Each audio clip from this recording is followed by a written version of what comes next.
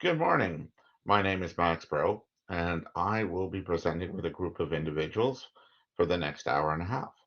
Before we start, I would like to advise individuals that are seeing impaired or hearing impaired. There are some particular accessibility features to this presentation.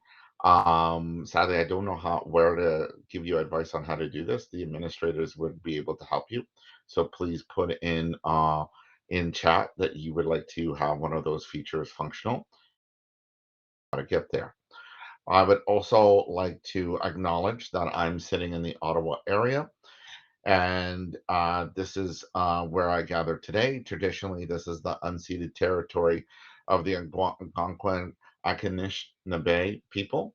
I also say for everybody who's in different regions, please put in the chat what region you're from and what Indigenous people represent that area. So we will continue now with the deck. As you can see now, I come from the Canadian Accessibility Network. We are a network that belongs with Carleton University. That's one of the key sponsors for this particular event. Today, we stand on the brink of a revolution triggered by a new way of thinking about diversity. Diversity is often regarded as a politically correct distraction, an issue of morality, a social justice, but not performance and innovation. I hope that after my presentation today, or our presentation this morning, that will have enlightened some of you thinking in particular about your colleagues and employees and your clients with disabilities. The one size fit all model, where every employee is treated the same and every employee receives the same benefits, doesn't exist anymore. Our our working environments have shifted. Our expectations of how we are treated at work are radically different. Where and how we will be forever changed, and everybody's having conversations on how to implement and monitor progress. The rise of the individualism experience or agile consumerization is emerging. Employees are demanding that individual experience are recognized and supported. The events of the past few years have highlighted the fact that the world has been operating in a different way. And yet, as we enter into this new world of working, we must not forget about the employee experience of those with disabilities, our largest diversity group, and one that gets the least amount of attention.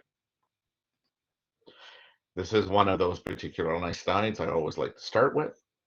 Now we're going to go on to the first panelist for today. Katie is Canada Research Chair, Health Equity and Social Justice Assistant Professor in the Department of Sociology at St. Fraser's Xavier University in Agnish, Nova Scotia. Her research program analyzes marginality and mental health, rurality, and resilience across the lifespan of health equity, social justice issues. Kate is also the director of Spiralizing Care and Intersectionality Disability Studies Lab, in particular, and participating in arts, informed health research, infrastructure and supports, and enhanced community engagement and cross-sectoral collaboration. I'd like to welcome Dr. Katie Aronbush to speak. Hi, Katie. Okay, hi, Max, and hi, everyone. Thank you so much, Max, for your introduction. I agree, we are in this very exciting time. We are in the midst of change. And the question is, what will we do to really take up this opportunity? I wonder, Max, do you mind moving on to the next slide, please? So, one of the kind of pivotal moments or conditions of this moment is the Accessible Canada Act, which was introduced or passed in 2019. And the act was created with the intention of creating a barrier-free Canada by the year 2040. And as part of that, identifying, removing, and preventing accessibility barriers with a focus on what's happening federally. So the Act focuses on employment, which Max had introduced as a really critical area to think through, as well as the built environment, information and communication technologies, other forms of communication, procurement of goods and services and facilities, as well as design and delivery of programs and services and transportation. And what is most exciting about this act is actually the way it takes up and reinforces the need to think about disability and accessibility from a human rights and equity perspective. So, as part of that, thinking intersectionally about how people may experience different kinds of barriers depending on the ways that they're diversely located. And so it's really important as the that where we're in this moment to come together across sectors to share knowledge to make sure that we can move forward in really generative ways. Max, do you mind shifting the slide, please?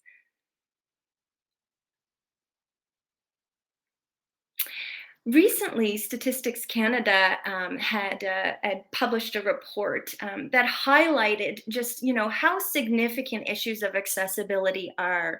And here on the slide is one of the tables that was included, and it shows the percentage of people who were surveyed that reported an accessibility barrier, and these were people with disabilities as well as people with long-term conditions, and then it's divided by age group and gender. And so we see that there's a very significant number of people who are experiencing some sort of a barrier to their full and meaningful participation in life. And it's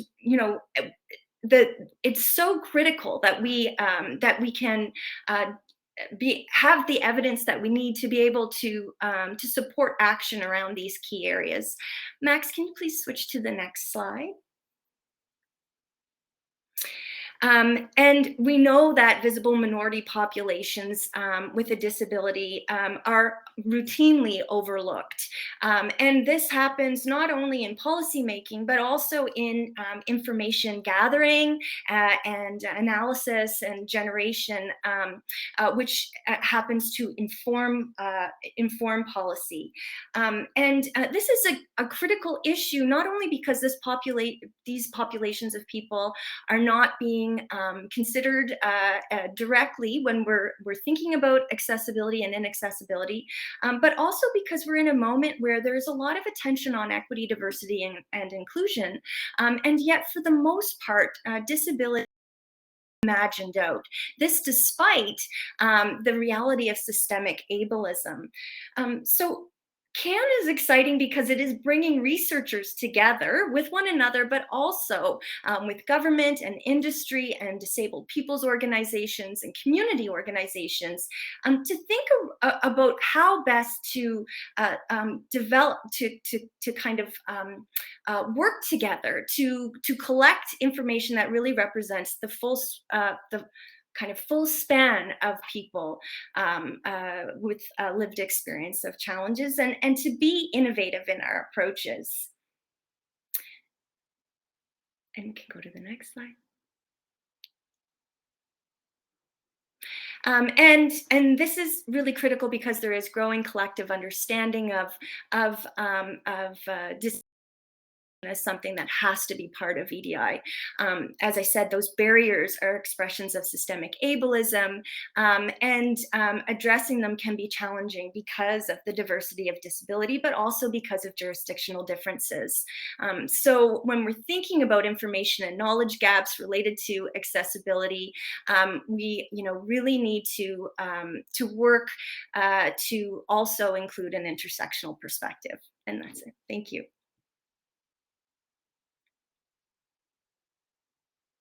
And one question I have to ask you before we move on, have you looked at the new results that have come out with the Rick Hansen Foundation that they published about persons with disabilities?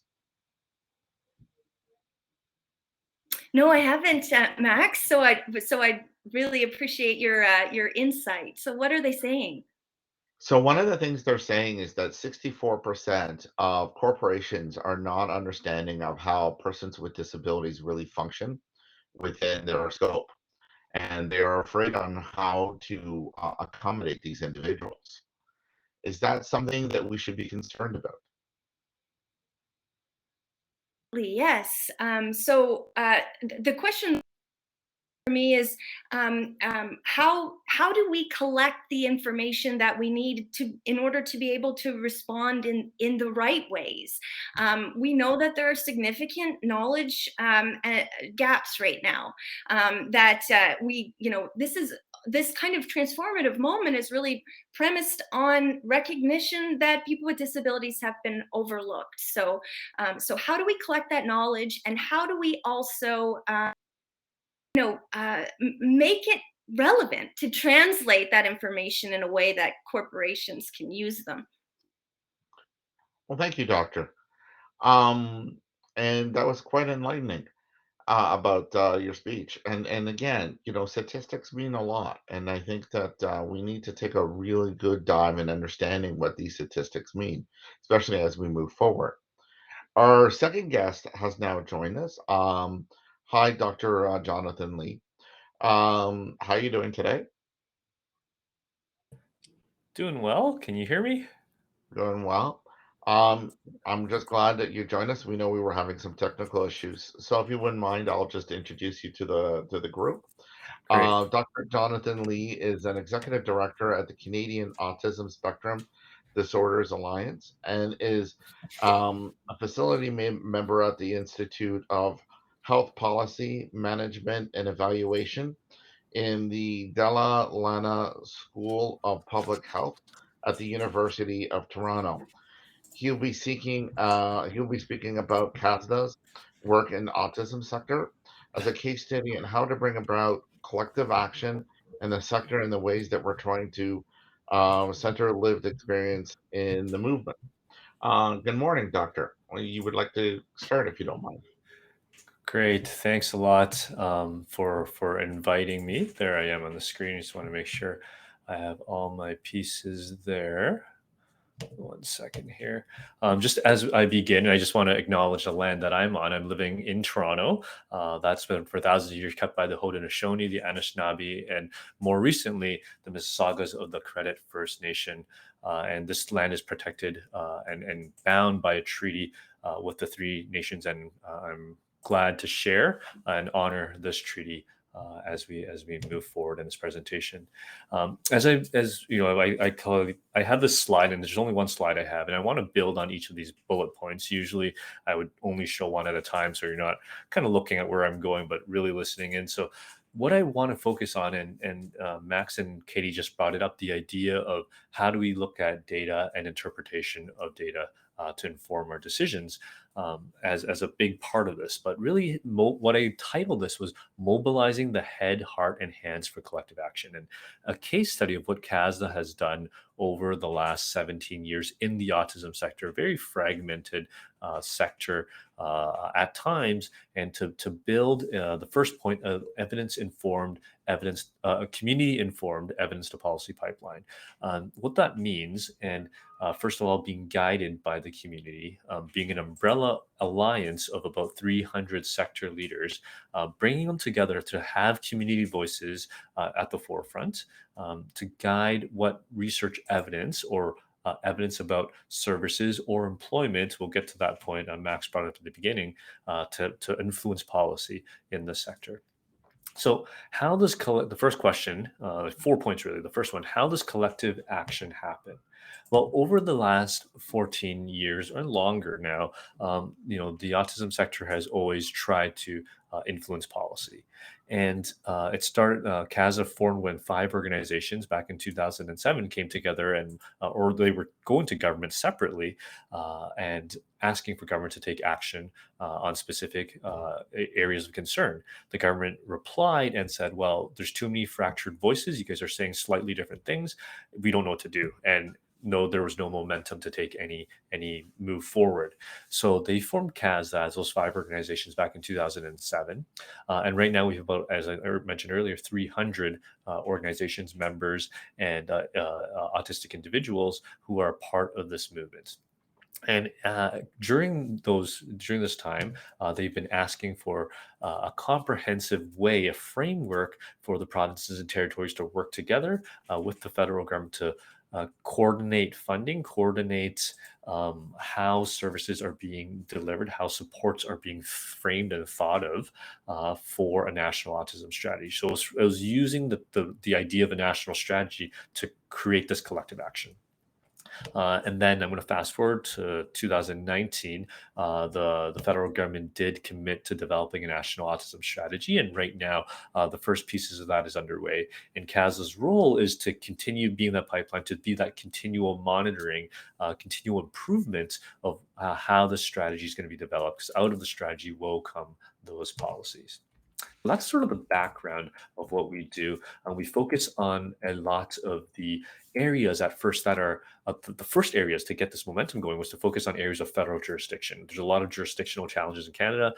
We live in a country that, if we were to rebuild it again, probably not be building the same way with the complexities involved. We saw this with COVID and vaccination and how that works between each of the different provinces, and we're still seeing some differences across the country. So areas like affordability and access, looking at taxes, that's an area of federal jurisdiction. Employment is an area of federal jurisdiction. Housing, information and navigation of services, research as well. So those are sort of some areas we focused on because they were under federal jurisdiction. We knew that we had levers, hands, which I'll get to for collective action. So let me explain what I mean by head, heart, and hand. So head to me is evidence, having an evidence base. And one thing I want to point out is we've learned rather quickly that the sources of evidence or truth for political and policy agents and actors are much more varied than we think. We think about different models of disability, the medical model, the social model, not as a either or, but a both and. What does that mean, and how do we make sure the values and understanding of policymakers are taken into account for when we kind of speak to them about evidence? The next point, so thinking about the heart. So the head is the evidence, the heart are the voices that are missing, the stories, the people. We always think in when we do collective impact work about the representation of a group. Who ought to speak for whom? Who has a voice and who doesn't? How do the power dynamics influence the conversation that's taking place? Can groups that were formerly oppressed become sort of oppressors in that kind of dynamic? And that's something we always try hard to think about. We always encourage listen. We all think that we listen better than we do, and the idea of equity, making sure we look at those power dynamics, begins with listening and knowing who's not at the table. So that's the heart, pulling out the stories that are meaningful and bring color and interpretation to the evidence that we see, the data and statistics. And lastly, the hands. So with hands, I'm talking about the policy levers. When we think about policy levers, there's sort of the textbook cycle, and we talk about it in science policy at this conference, where you think about an election year, speech from the throne, which just happened this week, mandate letters, yearly budgets, and there's a certain cycle, and obviously events like COVID or others that are natural disasters that kind of slip into that agenda because it's necessary. But that's the usual textbook cycle. In the real world, we learn that policymaking, the levers it's very iterative. There are the consultations that happen are very informal. They're messy with both internal stakeholders within government and external stakeholders from civil society. We learned that coordination is paramount and is the biggest challenge. Most issues that we think about in the disability sector cut across the government org chart, if I call it that. We have to think about the iteration, the messiness, because of personalities, of ideologies, and of egos. In the end, people make decisions. We want it to be framed in policy so it's consistent, but in the end, people make decisions. So thinking about how that influences, our move towards collective action. The last thing I want to say about that last point on hands, thinking about those policy windows, thinking about the levers of action. Policy receptors are really important. We have to make sure we establish those. So there's a connection between the evidence, the community voice, and the policy. So having concrete asks and actions to people that build on current priorities is how we align their agendas. So thinking about what are those concrete things that they can actually do. A lot of times we give ask on the policy side that they can action, that it's nothing under their own jurisdiction. So that specific person to that specific, what can they actually do? Building on current priorities that are within the government agenda. How do we align those? We know that there's a national housing strategy. We know that there's an emphasis on employment in the government right now, thinking about the economy. We know that science is important in the current value structure of how things are set up. So how do we align what we're looking for with the current agenda? So there's some momentum.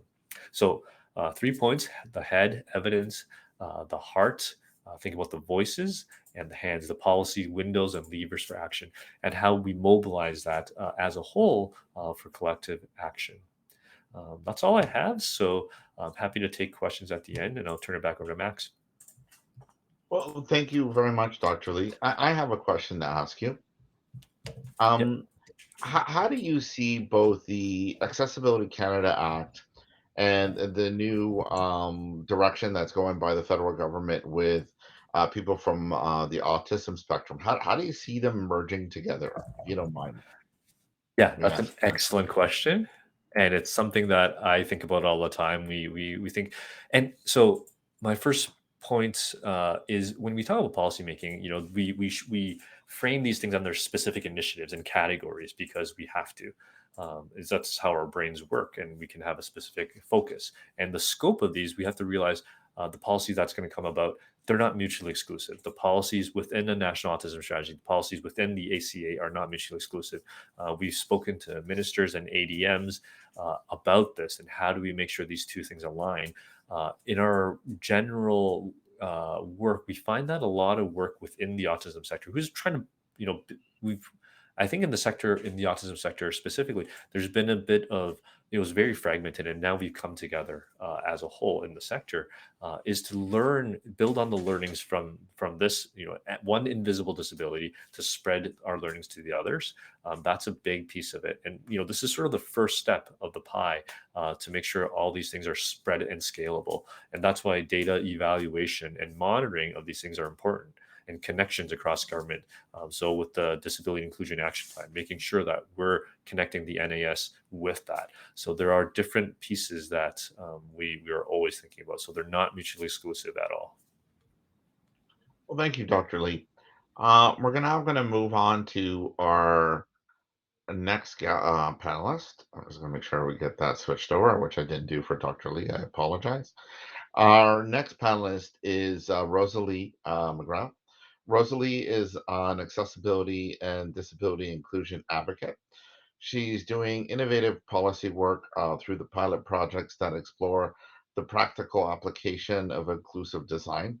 She joined CAN as the vice chair in 2020 and was invited to become the co-chair with Dr. Katie Archambault in 2021.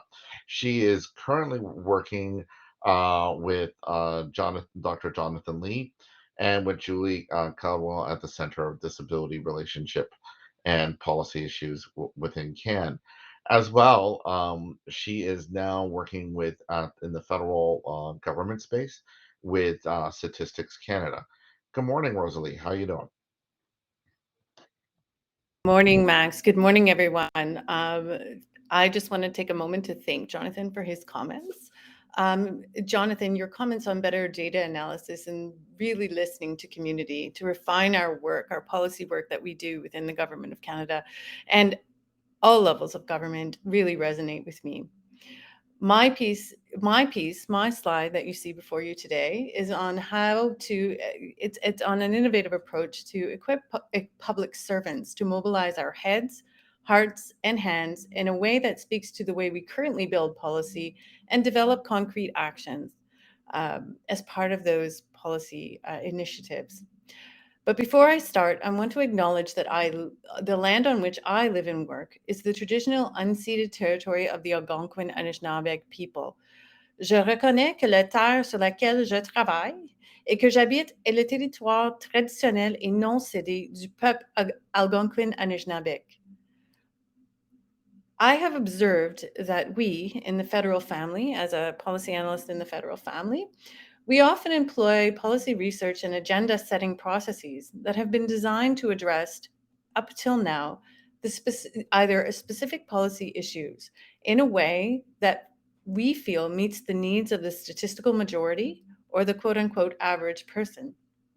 Often, in the case of health policy, we do this to medically address difference. And in the case of transportation policy or scientific policy, we often forget those who may be experiencing impacts of the choices that we make. I've also observed typically the public policy process is a series of sequential stages that build upon each other. Typically, we start with an issue or problem identification. As Jonathan has aptly pointed out, we identify the issue to be addressed. We then set an agenda. We develop policy options, usually in triptychs, and then we move through decision-making, policy implementation, and then we evaluate the policy to see if we achieve the results that we intended. And I'm going to relate this to the way that GBA Plus works in government, in my sphere of influence. Our current GBA Plus guidance in the federal public service warrants that policy research examine gender in combination with select identity factors. Policy analysts therefore must ensure that their agenda setting and policy options account for the full range of human diversity with respect to the intersections of gender with my favorite, ability, language, culture, age, and other forms of human difference that policy analyst believes applies. Policy professionals must also apply forward thinking and try to anticipate changing conditions and avoid policy recommendations which may quickly become irrelevant or ineffective. This is why I have turned to experimenting with inclusive design thinking. Inclusive design is a philosophy that is focused on the idea of designing with and for the full range of human diversity. So for us, it is a tool that can equip us to do some inclusive policy thinking.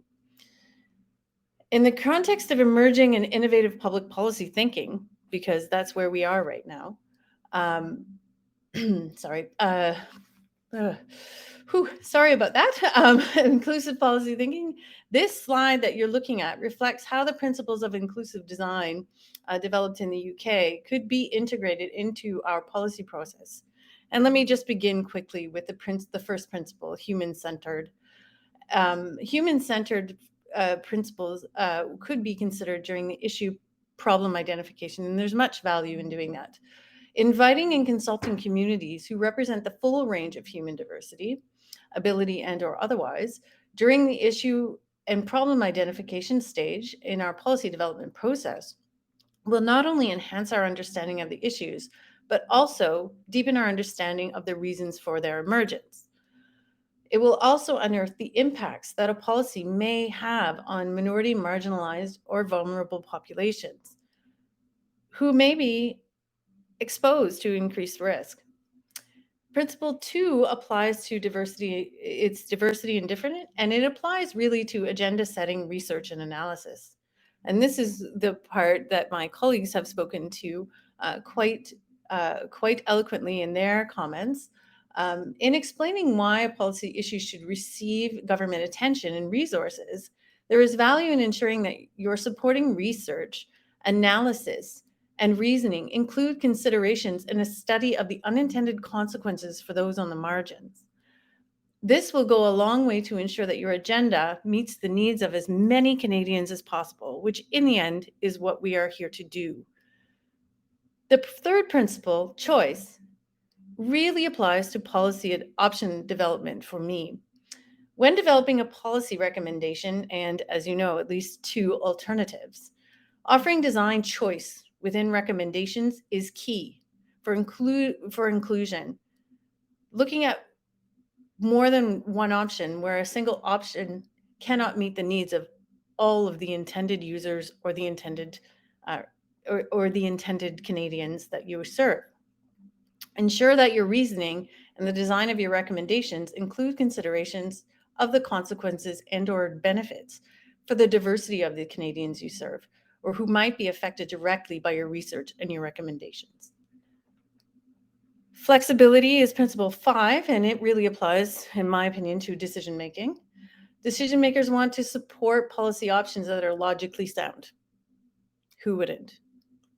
Understanding how your policy design will be used, who will use it, and how it impacts a range of communities will amplify the soundness of your policy options that you present to decision makers. As we continue to pursue real inclusion, real equity, and real diversity, important conversations are taking place in Canada and around the world concerning the intersection of ability with sex, gender expression, and cultural identity, as my colleague Katie has pointed out. When a policy proposal is implementing the policy design needs to account for the needs of everyone and accounts for the many intended and unanticipated impacts that it may have.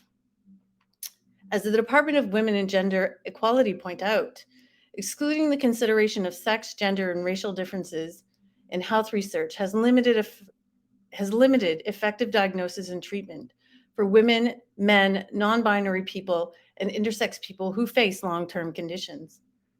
And the next thing I will talk about is principle 6, ease of use and implementation. During this stage of a policy proposal, or during this stage of the design of a policy proposal is put into effect. For example, this could include the creation of research funding programs, a new statistical program or survey, a new science program. At this stage, we need to ensure that we are aware of how our unconscious biases may inform the planning and rollout of our policy solution. From creating eligibility criteria to fielding a survey, policy implementation should not create negative impacts or unintended consequences for our stakeholders, the Canadians we serve, no matter their social location. Full circle with principle 1 in the evaluation stage of the policy process. We need to evaluate for the full range of human diversity. Evaluation is a way to assess the extent to which human uniqueness and other intersecting identity factors were considered in the design, development, and implementation of a policy, program, or service coming out of our policy proposal, and the outcomes of those considerations on various subpopulations. Inclusive design thinking is about diversity, variability, and complexity. Questions related to performance, including the impacts, often reveal different results from which ability and intersection affects the analysis and how it is conducted.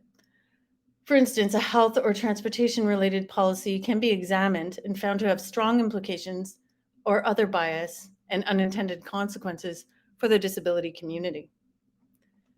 Though inclusive design is iterative in nature, it is very much like the design process.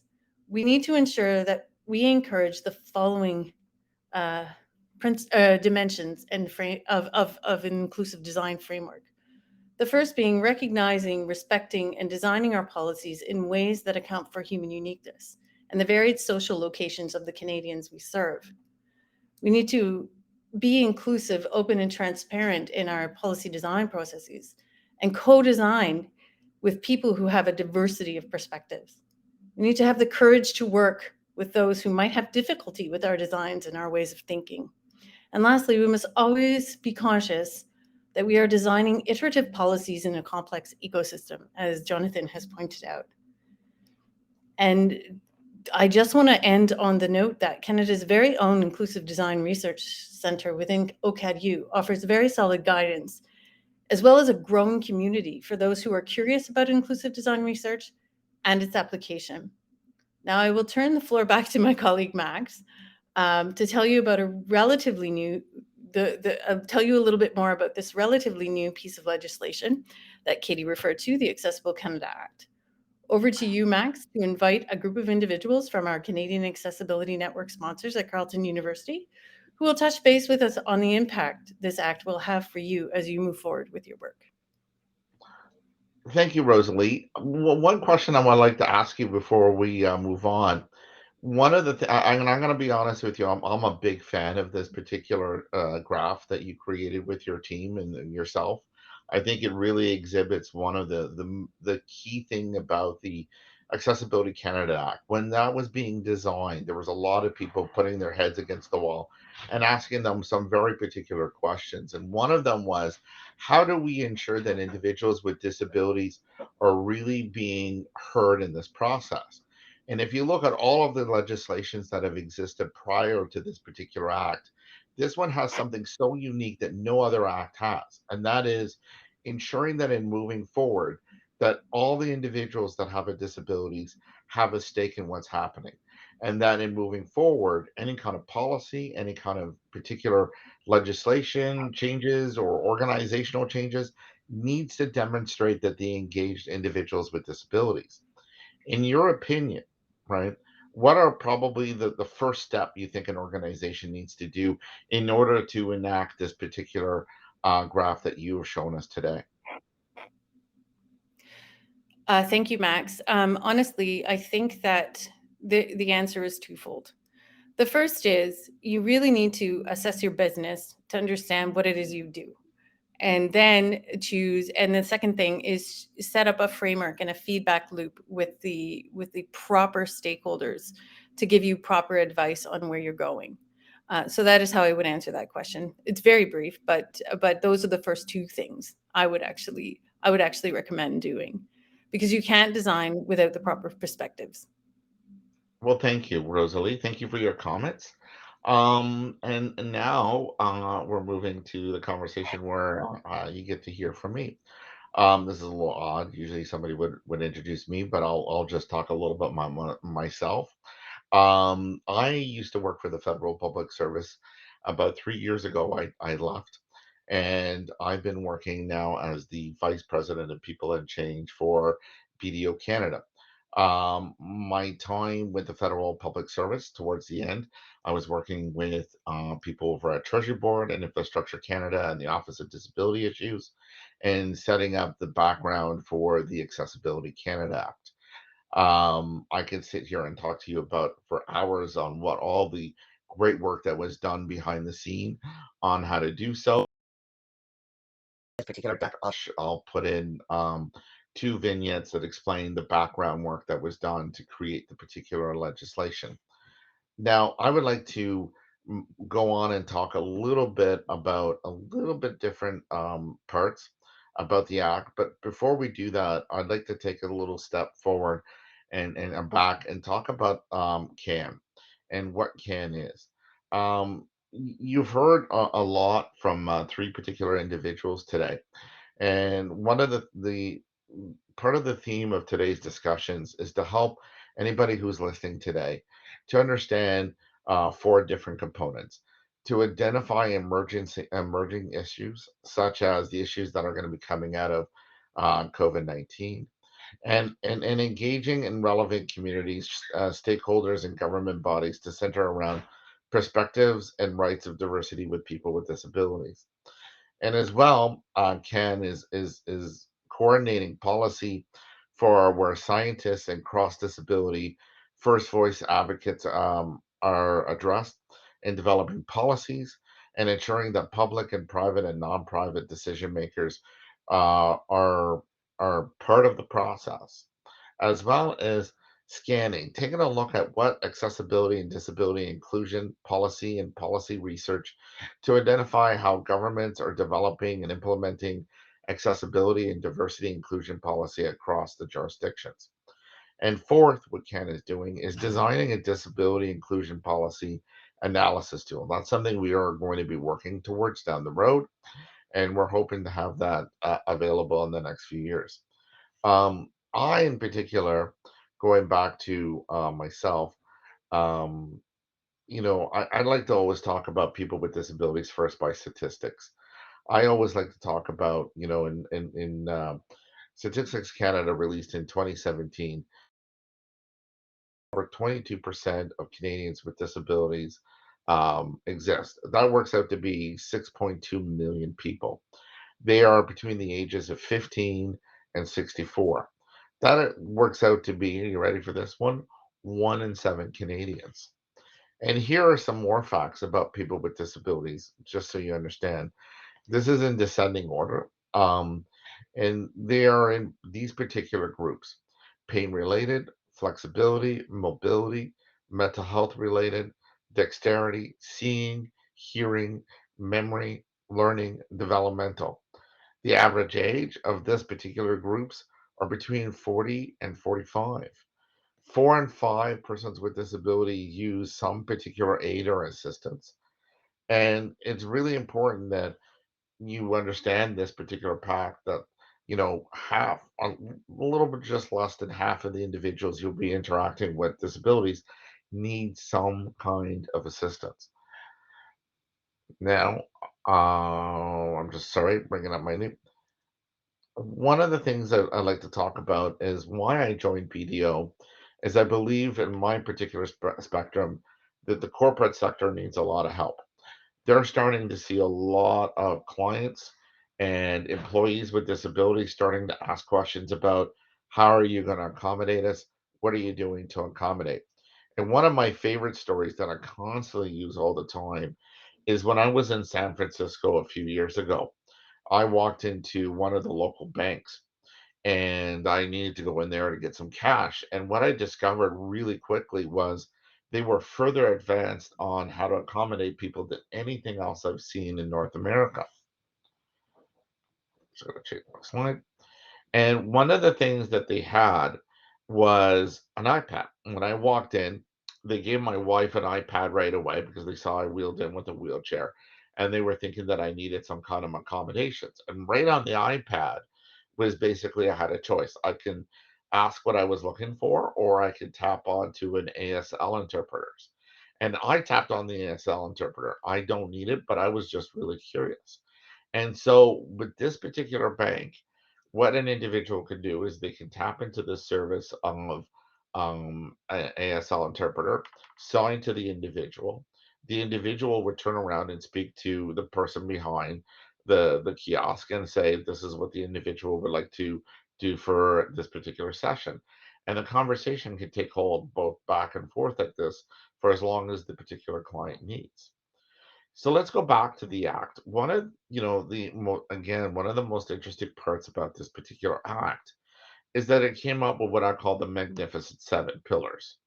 And the pillars are, they're relatively in this particular order, but they are not in order of importance. So what I mean by that is that depending on where you're having issues, one of these pillars will become a key player for you. So it deals with employment, built environment, information communications and technology, communications itself, procurement, program and design delivery, and transportation. So overall, I've broken down the key achievable ways that a corporation can achieve accessibility. There are three particular areas. The first one is what I call collaborative accessibility. The first one is the most common. This is where organizations are usually existing in today's world of revolution of persons with disability. This is where you spend most of the time engaging offhand some of your clients and local community groups on what should be put into place. Most of these conversations with some feedback from some small sum of individuals.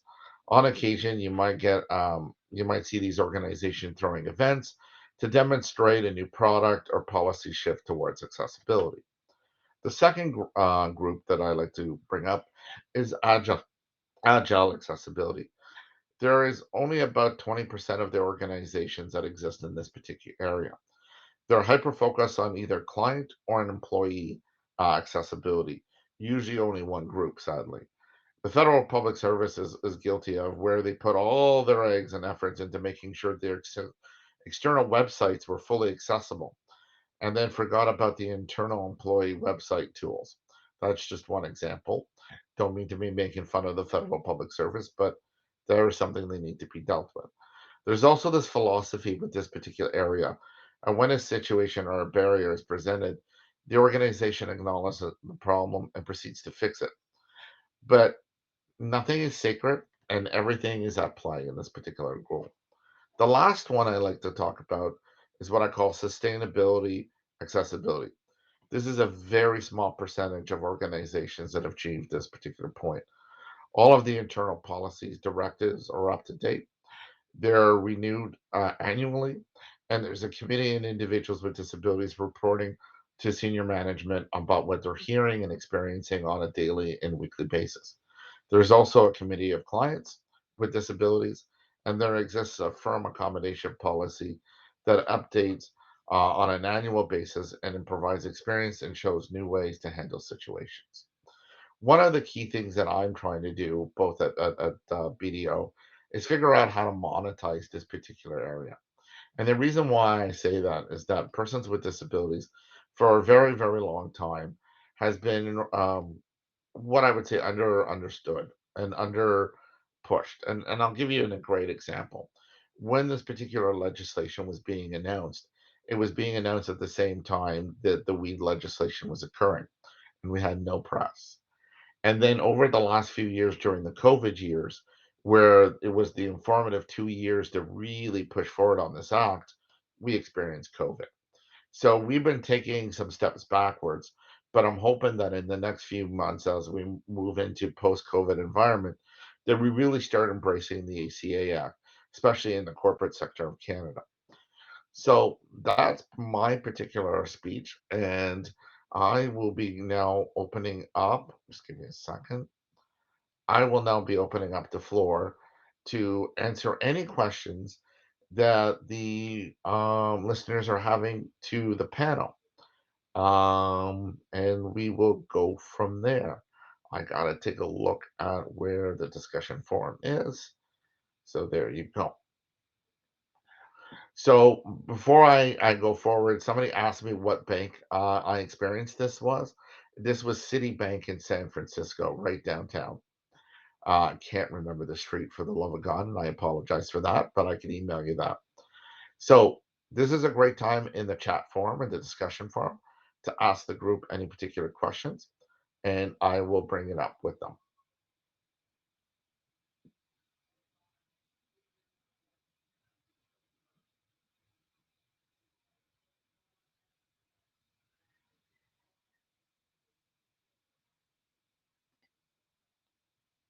Max, I saw a question in the Q&A about how do we define disability. So I think that's a great question for us to take in the context of the ACA. So yeah, please give us your thoughts on that. Well, let's start with yourself, Rosalie. What do you think? How do you define disabilities? Well, I use the ACT in my day job to define it because it is actually quite comprehensive. So for me, it covers episodic, temporary, and permanent invisible and visible disabilities, including mental health challenges, which I find particularly interesting because often mental health is treated separately and not as a disability as in some cases. So for me, I think the definition that is used by the ACA is quite important because it is much more different than the Equity Act and the CHRC. It's more expansive. So I tend to operate with that definition in mind. And for me, it's more accurate because it covers both my physical and invisible disabilities. Thanks. Dr. Lee, what do you think? Thanks. It's a really interesting question because in my mind, the definition will change the eligibility and application for various pieces of policy. And the ACA, that is the most comprehensive one there is, and I think it's the one we should use when we're thinking about the impacts of that policy. At the same time, I want to bring this up because it's more of something I've been wrestling with. So the disability tax credit, the DTC. Right now we look at how that's being used and being and eligibility for that. We're seeing a very bimodal distribution across the lifespan. So there's a lot of disabilities that people acquire or have since from childhood or early life, and we have a distribution of people who are doing that, and then it's towards the end of life. So disability that is due to aging, age-related disability, age-related functional challenges, right? And when that these policy tools, my point is, when these policy tools are set up, are they robust enough to handle the definitions or the demographics and characteristics of our society as it changes? And I find that's a big challenge that we're having. So depending on which act, which policy lever we're trying to employ, our definitions may have to change, or we have to be flexible and nimble to say, why do we use this definition here, and does it make sense, right? Sometimes, me, from an academic lens, the conceptual piece works, but it may not in terms of the concrete action on the ground. Sometimes we do need to narrow and define it differently, or use different words, so we have a better sense of how we're actually impacting and changing society. Thank you, Doctor. Here's a question for Dr. Archambault. And I'm going to paraphrase this person. This individual is from Ontario, where the currently exists the Accessibility of Ontarians with Disability Act, and this individual would like to know, how well are organizations doing in Ontario? But I would add to this, almost all the provinces now have some particular act similar to the Ontarians with Disabilities Act.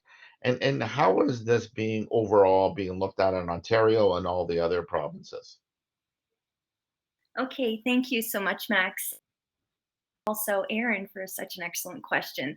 The first thing that comes to mind for me, when I'm hearing this question, is also like, what kind of research do we have in mind? Are we looking at? And certainly, disabled people's organizations, community grassroots groups, and coalitions have offered critique, some review and critique from the very beginning of the AODA, even with its emergence. So I would say that we have to really kind of see what those advocacy groups, those lobby groups, are saying in terms of compliance. And the first thing, and this is true not only of Ontario but of other places, and I'm more familiar with the act here in Nova Scotia, which is quite recent, is that even before we get into questions of compliance, I think the significant issue is how the information that is collected through consultations and engagement, how that actually is reflected in the legislation once it's passed. And then, so from the very beginning, even before the legislation is in place, and before we can get to compliance, there's already fundamental problems. And I think those inform the later critiques. So one of the big themes that comes out in reviews of these kinds of pieces of legislation concerns the extensions that are routinely given for different groups, businesses, departments to be able to get their plans into place and to make sure that they're monitoring and reporting and everything. So that also is a key thing to keep in mind. And definitely we're seeing that here in Nova Scotia, and certainly, like, tying back to what Max had said about COVID, it enters this new dimension or this new condition where, again, more time is being given. But if we're really thinking about how these acts and the ways that they're implemented have material effects on people's actually lived lives, like, these extensions come with significant consequences. So to kind of do a quick wrap up again, I think even before, if we're wanting to understand, whether these acts are, being implemented in the ways that have been set out, we actually have to go a bit backwards and think about how the information that was collected, that was that reflected in the acts? Did it reflect the perspectives of the people most impacted by it? So people with disabilities, however variously we're defined. And then the other thing to think about is it is really these extensions.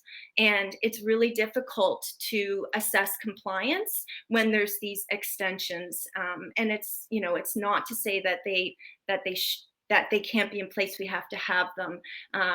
There are real things that happen with COVID, but at what point do they become just an extension of more of the same and not something new? So I'm not sure if that's helpful, Aaron, but thanks, Max. No problem. We're going to go to the next question, which again is, you know, there is this stigma that exists about an individual with this disability out there looking for work in the private sector. How do we incentivize corporation leaders to be more proactive about funding solutions for success and creating a workplace culture that opens the doors for conversations? I would like to talk to this, but before I do that, I'm going to ask Dr. Lee to give his opinion on this, and then I'll add my 2 cents worth at the end. Sure. So corporate leaders. So finding solutions for success. So these are areas that we are looking at CASA, looking at neurodiversity, thinking about that in the workplace and what that means. We are looking at not just getting a job, not just obtaining employment in the workplace, but a career progression and what that means for neurodiverse employees. And I think that is something that hasn't been explored. There are easy practices that can be implemented. I know the city of Toronto has done this, and we do this at CASA, where, for example, in an interview process, the way it's structured, and there's another line I think James put in there about cultural disability and the idea of that identity.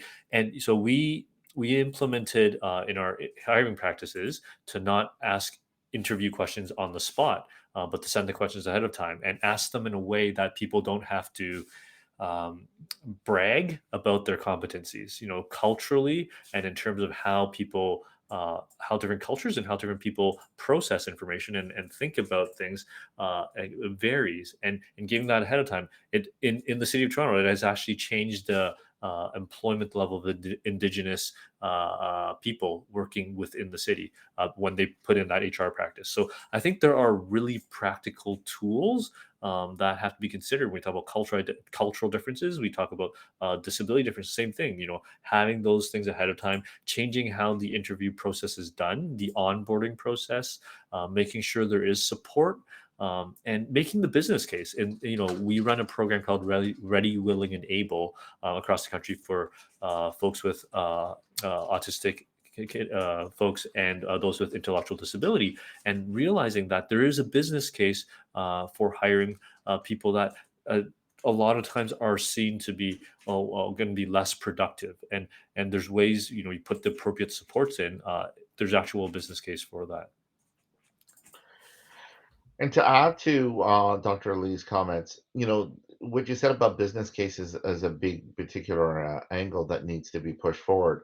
Time and time ago, when I talk to senior management of Canadian corporations, they are more fearful of how to address this particular community. They're afraid of making a misstep. Now, I know from a person with a disability, that's kind of, a little bit shocking when you hear that, but they generally are. They are concerned about how to ensure that people with disabilities do flourish within their organizations. They're concerned about how to make sure that when they do come in, that they have success right away, because they're afraid of some of the pushback that might happen if somebody is not successful. But once again, I think that the what I've seen and I'm very excited about is that the movement over COVID there's been this social movement that now corporations are really starting to look at their bottom line on their workforce, making sure that there is a good representation from all the communities, as well as ensuring that their hiring practices are being reflective and ensuring that there are no barriers in them. So I'm seeing that moving forward. Now, the honest answer is we just got to keep on pushing. You got to have the more of the people that are talking to you today to be pushing these individuals to recognizing the fact that individuals with disabilities are a viable labor unit in any particular area. My organization, for example, before I stepped in, we were hiring a lot of our accountants from England, London, England. And, I stepped in and said, well, wait a sec, there are a lot of individuals with disabilities with accounting degrees. Let's start looking at this particular population. And they were absolutely shocked when I started to show them the competence that existed. So it's a matter of constantly educating people about what exists and what pools of talent exist out there. Before I ask this next question, I just want to let people know that we have plenty of time for more questions if people want to ask. So please proceed to ask the questions. Now, my next question is a two-folded question. How do you, and I say you, us, conceive social disability identities that are not medical as it relates to medical definitions of disability? For example, deaf people, deaf culture. Especially, what does accessibility look like for people who do not identify as medically disabled, but have a social or cultural disability identity? I'm going to actually ask our colleague Rosalie to start this conversation. Thank you, Max. Yes, in terms of a cultural identity, as you know, COVID really forced the government to look at deaf culture and serving deaf culture.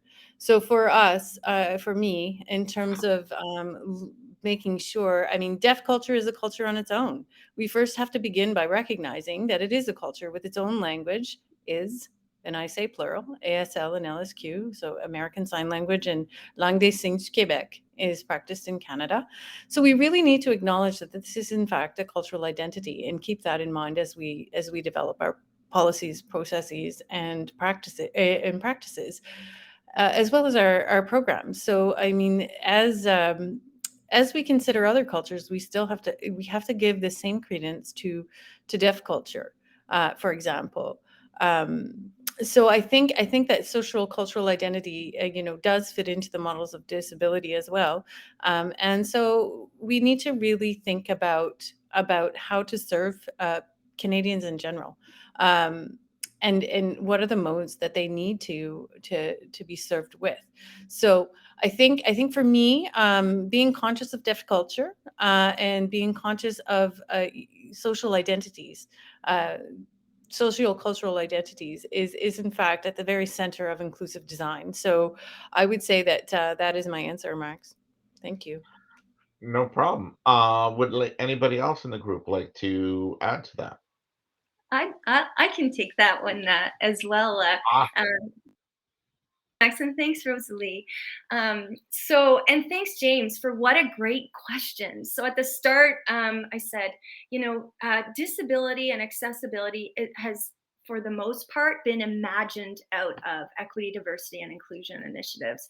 And I think part of that may be because of the barriers that that kind of over medicalization of difference plays into the whole thing. And we heard at the throne speech this week, disability was kind of rolled into the health of all Canadians and people with disabilities as kind of a specific subpopulation that may be more vulnerable.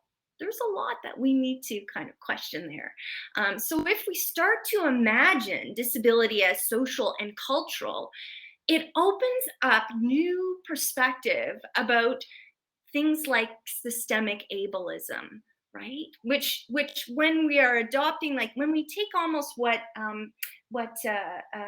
Bill Hughes refers to as like a biocitizenship model, where and that really kind of dominates today, where we have people with disabilities who may come together in solidarities around a specific diagnostic category. That's really important to, those solidarities are critical and we don't want to dismiss them, but there's structures at play that can make it difficult to transgress those ableism, let alone, and that may actually go into reinforcing it. I think when we frame it as social and cultural disability too, it brings up, it forces us to think about, okay, what happens with culture? We need to actually learn more about the history of disability cultures, right? So what role have disabled people played in society? And for the most part, it's not come into view at all. It's been invisibilized. If that's so, sociologists love making up words. So we've seen this within a movement around LGBTQ2S plus within GBA, that we need to understand specific histories and the history of disability and accessibility in Canada. It needs to be part of our curriculum. And before we get maybe you've got the answer, James, we need to start framing it as social and cultural. And really get out of this medical, because I didn't have a response to the definitions of disability. Simi Linton is a disability studies scholar from the United States who says, you're disabled if you say you are. And I know policy people might get really concerned about that in terms of what it opens up with respect to eligibility for programs and services and so forth. But especially with things like mental health. So if you're claiming a mental illness identity as a sociopolitical identity, there's issues around disclosure that are really important. There's not always cultural and social safety yet. So to be able to disclose certain kinds of disabilities. So I think I could go on all day, and I know that my colleague Dr. Jonathan Lai also wants to respond. But excellent question, and thank you. Dr. Lee. Yeah, I think Katie knocked it out of the park. I don't know if there's much more I'll add. For those who don't know, basically, the idea of a medical model being deficit-based, moving away from that, thinking about a strengths based on the individual, but not just focusing on the individual is what we're talking about, right? And when we think about it, taking a really big step back, the participation in society is ultimately cultural, right? In every society, and thinking about it through that lens is an important thing. But I got nothing further to say. That was a great response, Katie. Yeah, and I believe that we answered James's second question as well. And I'm having problems in popping up what those questions are. I'm sorry, James, but I'll bring that second question up once it repopulates. We do have one more question, and it's for Rosalie. And this is from Aaron Maxwell. Thank you for this question. How do you, Rosalie, how do you see your work spreading through the rest of the public service? Do you see it as an extension of the GBA plus analysis, or do you see it more holistically? Thank you, Max. And thank you for the question. It's a great question. So what I'm going to say to you is both and neither at the same time. So yes, I think that accessibility is an important piece of the equity, diversity, and inclusion conversation. Within the public service, there is what we have, the Office of Public Service Accessibility. They are very much within working with our colleagues who are in gender-based analysis plus to ensure that accessibility very much is part of this of the EDI discussion. So this is what I would say. So, but their work really focuses on because if you look at the statistics now, I have touched some work at Statistics Canada. If you look at the statistics, even within the public service, you look at the public service employment employees survey, you'll see that the disability community within the public service is not doing as well as the other EDI groups, the other employment equity groups. We're not doing as well as visible minorities. We're not doing as well as women. So I mean, knowing though, as Katie said, there's intersections that we need to be mindful of. So I don't think we can have a discussion about disability exclusively from intersection. We can't have a discussion about equity, diversity, and inclusion without including accessibility. I think Sherry Byrne-Haber said it best. You can't have, if you're doing diversity without including disability, she's very frank, you're doing it wrong.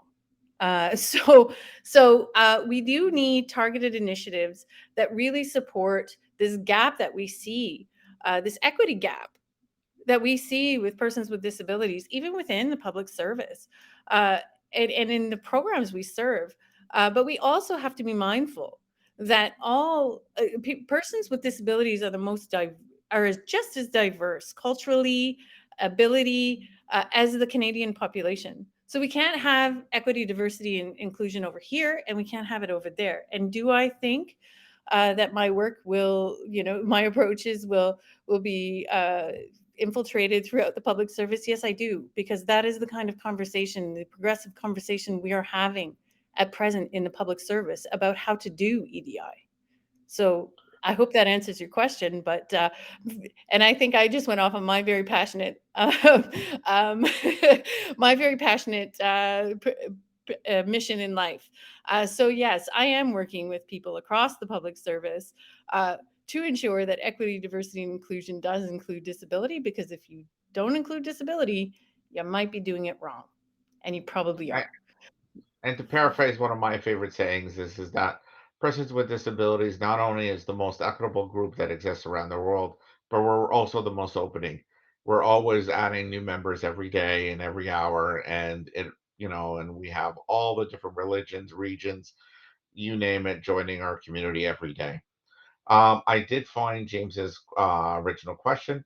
His second question was, is the Accessibility Canada Act structured in a way to support culturally and socially disabled, neurodivergent, and deaf people? I'm going to go to Dr. Lee to start this one. There's a bit of lag in the unmute. So yeah, I think we touched on it a little bit. I think, the idea it's structured to do so, to support all these groups. The idea that, the ACA was set up to be an inclusive policy design process will really help make that, will realize that potential that it can. I think that's going to be important to make sure all those groups are considered, the ones that are at the, the voices, the ones that are not at the table are there. That's something that the whole disability community is working towards. There is a Pan Disability Leadership Coalition that CASA for autism and other disabilities are all part of, and we meet once in a while, not very often now with COVID. We are meeting next week in Ottawa, but really to look at these issues and think about as a coalition, how do we make sure who's missing, and how do we make sure we can inform a lot of these big pieces that are at play. Okay. I just want to once again reiterate to the floor, people listening to us, that if you have any questions, please proceed to ask us any questions. Since we're wrapping up here, I'm going to ask all the panelists to provide one last comment, and then we will wrap this up unless I see any more live questions. So, in no particular order, I will start with who we started with from the start and go towards the end, I guess. And so I will ask Dr. Katie Archibald to provide her last comments. Okay, thanks so much, Max. I guess just as a closing comment, I opened with the importance of having information that is meaningful information that's analyzed and shared in a way that can actually help to advance some of those principles of human rights and intersectionality that we see enshrined in the CRPD. So in order for that to happen, we really need to have people with lived experience centered in knowledge production as knowledge producers. And I'll say a bit more about what I mean by that. We talked about, the underrepresentation of people with disabilities or disabled people in different sectors, but we didn't actually talk about the education sector. And we know that there is a serious, significant underrepresentation of people with lived experience, not only as students, but also as faculty, as those people who are imparting knowledge and guiding people and serving as a role model to say, look, this is something that you can pursue, but who are also producing and generating research. So we need to really focus on addressing that significant issue. We need to focus attention on the meaningful experiences within higher education, within education more broadly, and we need to really be thinking with these excellent concrete suggestions that John and Max and Rosalie have shared, about the hiring process, what that looks like not to ask people for certain information. We have to think about how we're evaluating knowledge and pedagogy and what are our criteria for success. So we really can't just support people in getting into the university or college, for example, and moving through without fundamentally changing the system. And universal design learning and environments will be part of that, but it's not going to be the only thing. We need system level transformation. So as some closing thoughts, I would say, how can we all look to ensure that the knowledge that's being produced, generated, interpreted, circulated about disability within any of our organizations is actually led or co-led by people with lived experience, that it actually reflects the perspectives of people, and that we're not just doing consultations and making the information fit whatever predefined or scripted kind of frames we already had. And we need to be accountable. There needs to be transparency across the board and open to critique. And I think one of the things that people get most nervous about with respect to accessibility, and people get nervous, is that they don't want to do something wrong. We need to be able to know that start off by identifying the barriers, not showing how benevolent and progressive we are, and working together to address them. So thanks again. Thank you. Dr. Lee. It's so hard going after Katie because she says everything I want to say. So, I think, just to expand on 2 points that I would pull out and emphasize, we talk a lot about evidence-based and evidence-informed policymaking, thinking about evaluation. And, if we reframe thinking about evidence-generating policy, so as we do the work, it generates more evidence of how to do things better. That continual evaluation approach, I think that's really important, and it undergirds and becomes a foundation for what Katie mentioned, a rights-based approach of the CRPD, understanding that in the end we're talking about participation of all of humanity in society. And what does that look like? Within the language of the CRPD, the United Nations, a little different than some of the other treaties that Canada is a signatory on. The progressive realization is the language they use, and unfortunately, that it means that there's a bit of an out sometimes. That it's limited by the resources, and we just keep moving forward, and that's great. We report back to the United Nations every 3 years. The take home for me in my work, having been part of various communities within research and organization growth and evidence generating, is that advocacy is needed.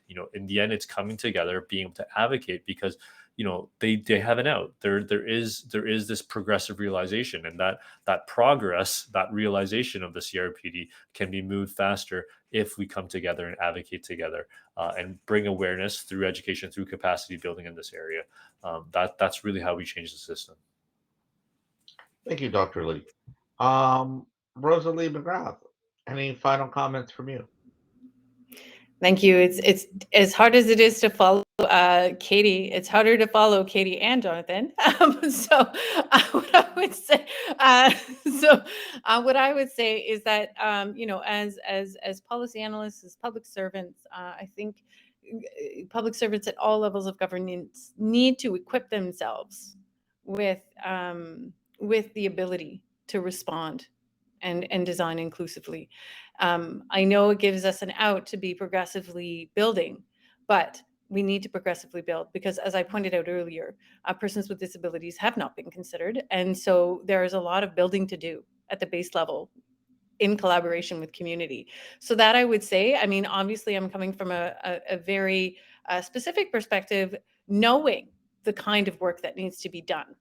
So I would say that I'm not saying that we aren't responding to this community. I say that we are, but we have a long way to go. And that's why the Accessible Canada Act mandates that the federal government and federally regulated organizations, i.e. Max's organization, become barrier-free by 2040, because we recognize that this has been a blind spot.